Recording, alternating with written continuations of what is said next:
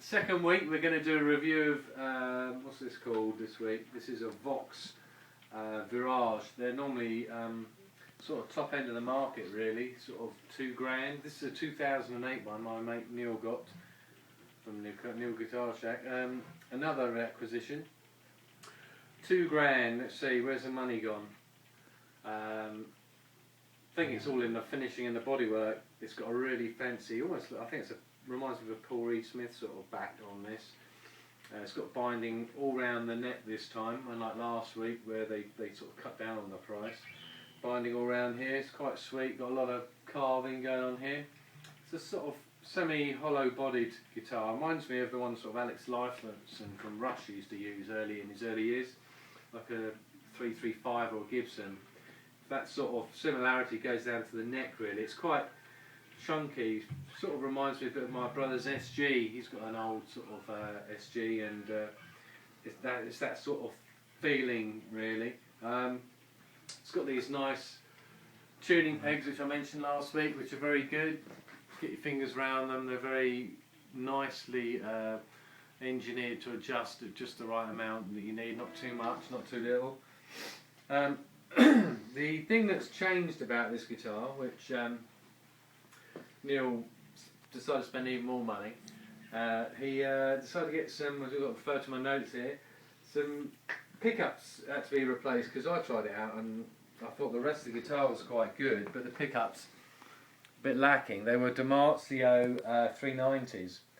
Now the new Virage comes with coaxial pickups, same as the SSC33 last week, and they're a lot better, a lot more improved.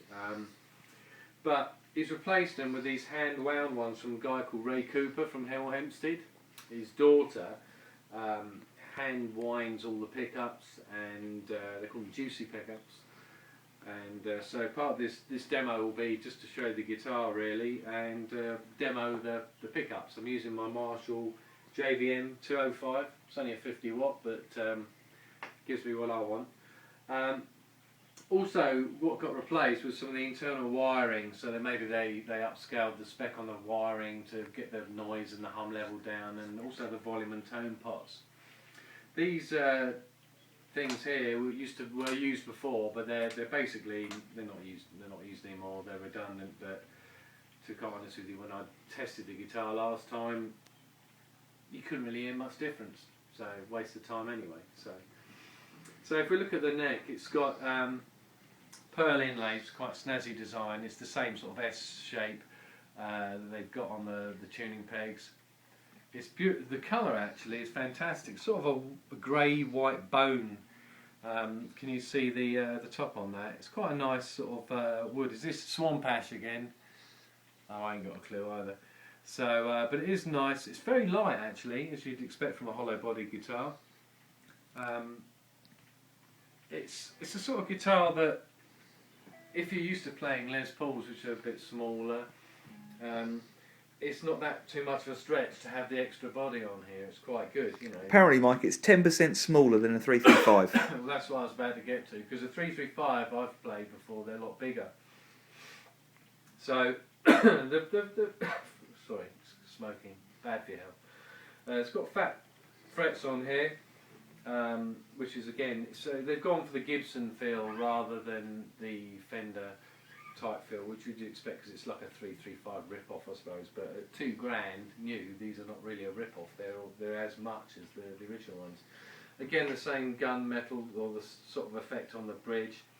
Functional, quite stylish, works quite nicely. These are the new pickups, the P90s. So what we're going to expect from this guitar is probably a more mid-range sort of tone, you know, like you get with a Flying V.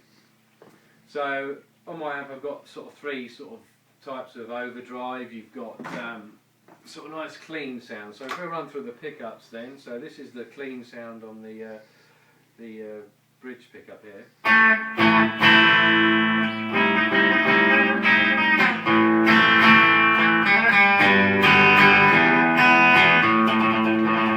Do all your twanging sound, you know, if you want to rip off Pulp Fiction, you can do.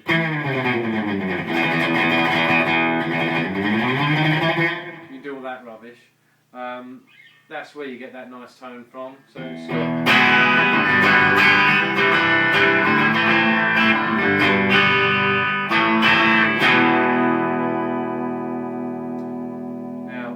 valve amp, so you get some nice sound out of it anyway, but we're focusing on the guitar here, so that goes on a long time. It's got a nice sort of twang to it, as usual you'd expect from the Voxes. I've been quite impressed by them actually.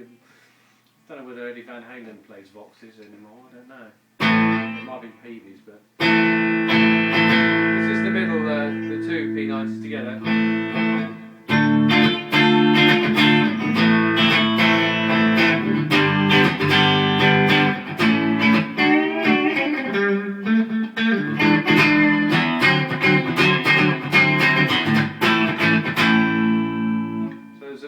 Body from the treble pickup, and then the final one is the neck pickup.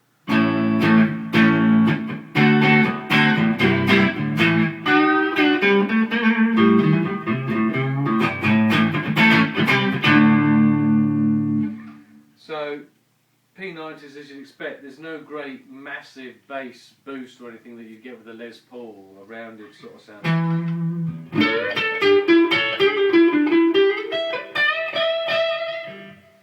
I think once we start dialing in a bit more volume, this is the second channel, so I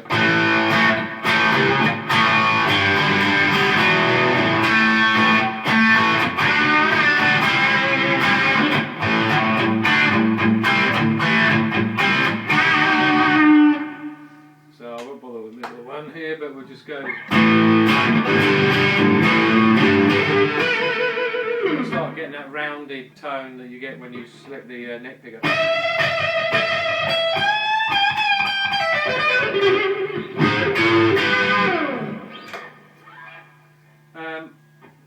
But really, I'm sort of more into something a bit more, you know, bit more oomph, really, I should say. So this is the more overdriven sound. So there's a bit of hum, as you'd expect, which you'd get away with if you had a noise gate. But so we're going to start giving it some on the sort of bridge pickup.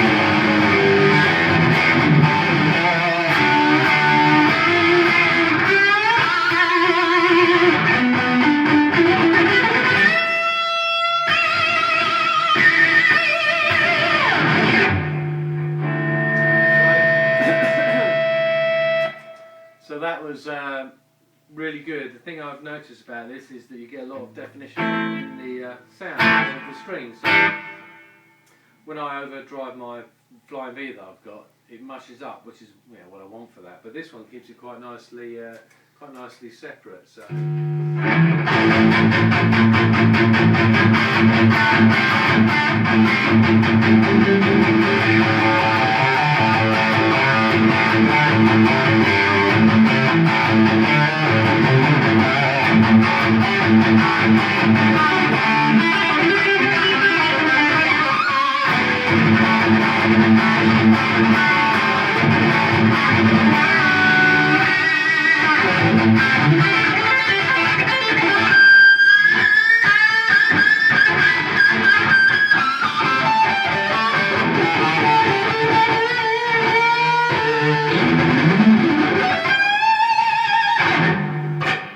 So it screams quite a bit once you get going, but there's a real piercing mid-range sound to it, so that you get a really crispness. There's a lot of crispness to it, so I really quite like that. So.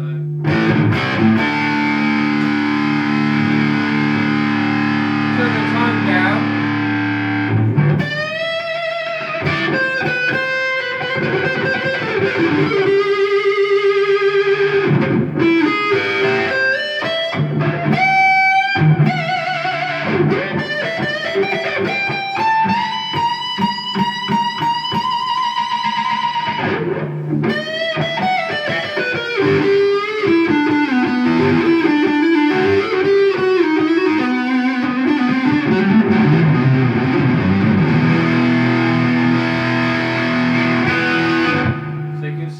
actual tone control there really makes a big difference. So that is definitely a good add-on. So I really rate the pickups and the work Neil's had done. Might be a bit out of your budget. You spend £2 on the guitar and then you want to spend another 300 quid dialing in the electrics. But as I say, the new ones have got the coaxials, which on the guitar last week was really good. So I just think we'll have to leave you there. Quick review there. Give